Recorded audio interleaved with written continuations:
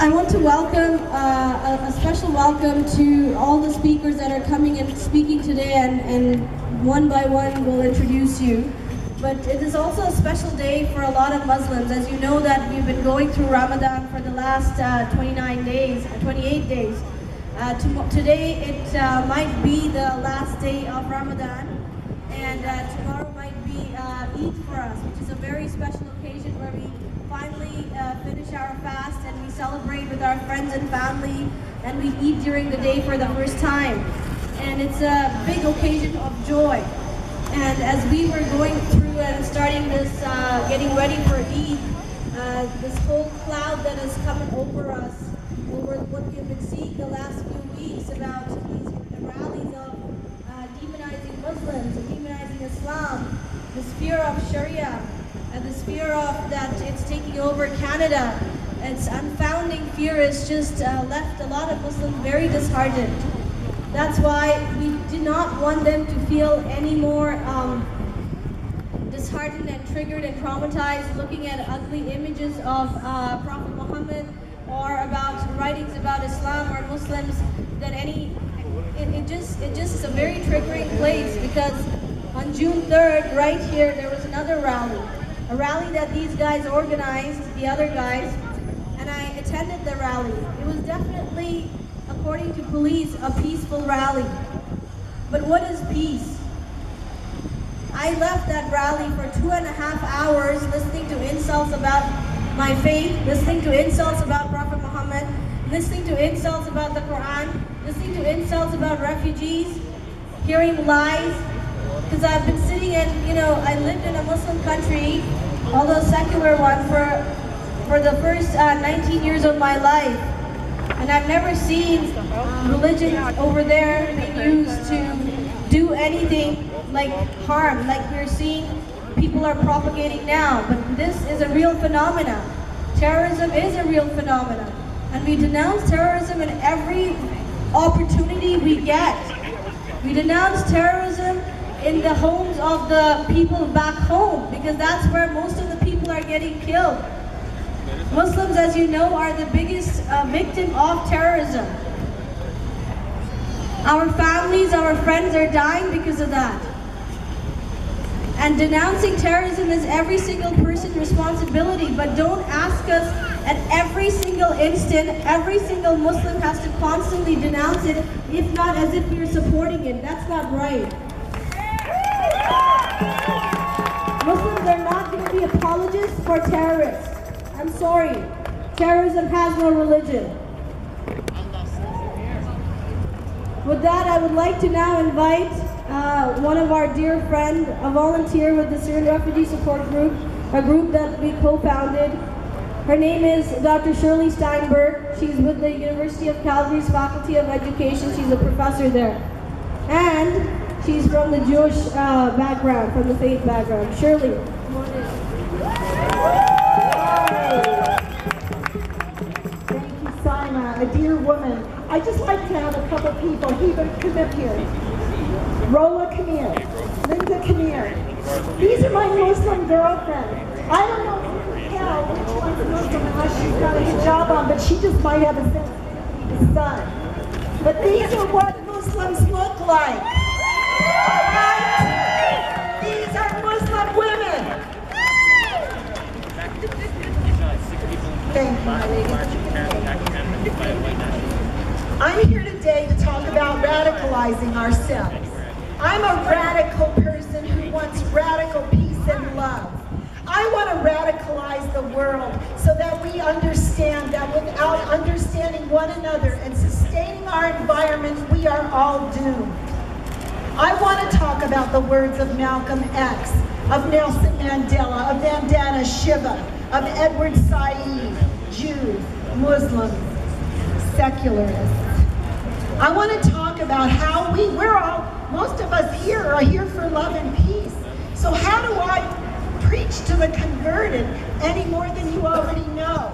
We know that we need peace. We know we need love. So I want to propose something to us today that we start to take it farther, so that we radicalize ourselves as peace activists, so that we start to consider notion of dialogue, of speaking to people with love and tolerance. That's really hard.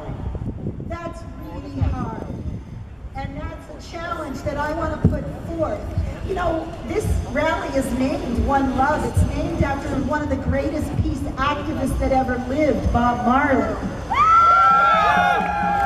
Bob Marley and the Rastafarians are an example of what peace activism is. It's the notion of naming and loving and trying and sharing food and maybe a little herbs together. But it's the idea of doing something different than just fighting back. It's like a screaming child. If the parents start screaming, then you have two people screaming. We have got to be the ones. We are bigger, we are better, we are smarter because we have the love and care of being those that are radically consumed with a peaceful world. I challenge each of us to find the opportunities to not confront, but to invite in dialogue. The great Paulo Freire, the Brazilian peace activist, talked about walking and talking and eating. Try to become an environment that those we think are enemies in ways that we can just say, let's go for a walk. Make sure it's lighted and make sure there's some cops around, but let's go for a walk. Going to have a cup of tea with someone, as Buddha and many, many great people have said, sit down, dine together, try to talk. This is harder than just yelling at someone. I am asking today that we embed in our hearts what we say. We want love, we want anti-racism. I see some sign that says love wins. Let's make love win. Let's consider the murdered and missing indigenous women of our own country.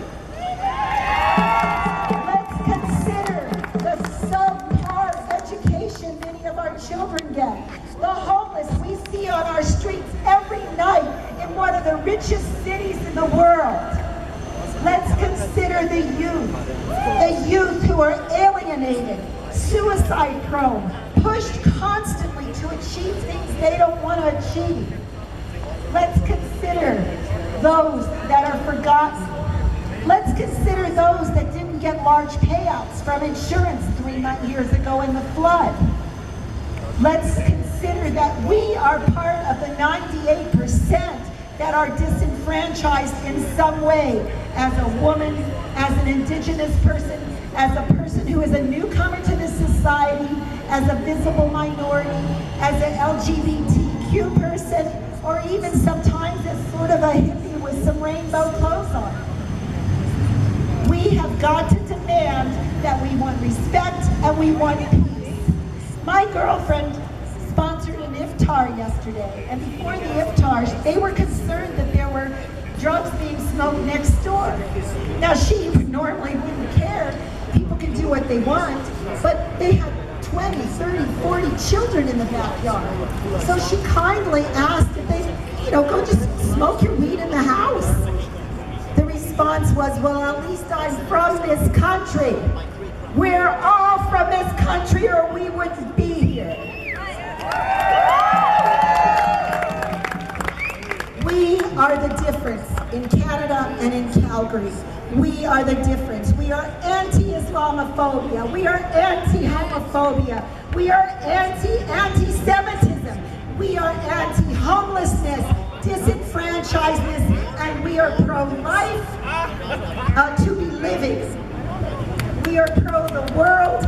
We are pro-love. We are radical people who want peace.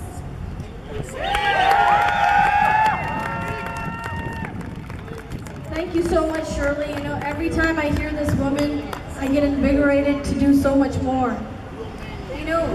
One of the most affected person or population out of all these hate is usually the Muslim women, because they are always very visible. They have a hijab on, and that makes them a target very easily.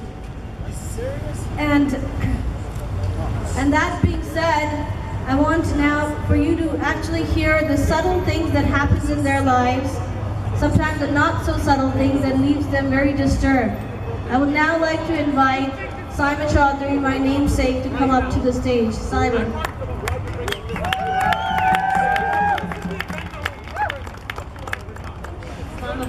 What are you doing here? As I wrote on my thoughts, even my spell check didn't like the words Islam and phobia together. Yet there they are, together, when they really shouldn't be. I think this may be the 5th or 6th time I've said that word, because it's terrifying to acknowledge. It's terrifying to acknowledge that we live in a world where Muslims are hated by a growing number of individuals. You're not here with us. Where my children... You're not here with us. What are you doing here? And you to this world right now... You're a loser. You're a loser. I don't know what it is you're doing here. I don't want to talk to you. Islamophobia is this massive rift between people caused by the lack of real dialogue. A place where no chance of discussion. Well, you're the one here who has an agenda. Idea that Muslims can't be You guys don't have an agenda. This is an ideals agenda. of Muslims are so This much is an different agenda. than the ideals of the Western I society. I wouldn't call. My name is Simon Chaudhry, and I'm just a regular suburban girl. Sometimes I couldn't decide whether to listen to Brian Adams or listen to John, because my feet were in two different boats. But those boats were running side by side, just as we can in a multicultural society, with a little effort, a little conversation, a little smile. You don't want I like the Eastern Europeans. You don't want them against want to take my family to the Calvary Stampede. You don't to watch want the Eastern fireworks at night one Europeans day in some this years city ago. to raise up And we did against just that. We arrived close to the Stampede grounds, excited to see the spectacular show, and parked along the road with guards both in front and behind me. As we waited along the road, people gathered along the sidewalk and on the cement islands between the roads. white thread. He's with a lady. This is Canada. This is not, Mao Zedong land, and this is not Stalin's or Lenin's land. Then This is suddenly out of Canada. nowhere, someone Okay? banged on my car door This is and I lowered the Canada. glass You have to window. remember. This is not Move your car up, and while Islamabad. you're at it, learn some English. This is not Kazakhstan, Uzbekistan. I was angry. It's not China. I was dressed in traditional clothes. My children were in school. My husband, they heard it all. What do you want to? What can we talk about? What can we? Do I need psychologists? No, thank you. I'm doing very well. I thank God that I'm in Canada, that is the land of the free, right? And land that God has dominion from sea to Hundreds of sea. people witnessing Not our Allah, proud Jesus. participation at this point. Thank you. We were across That's the it. street. We can agree to disagree. Yes. Literally continuing to exchange. What am I afraid of? I fear the Lord, my God. Anger comes out of fear. I said you're probably a psychologist. You got it a little bit wrong.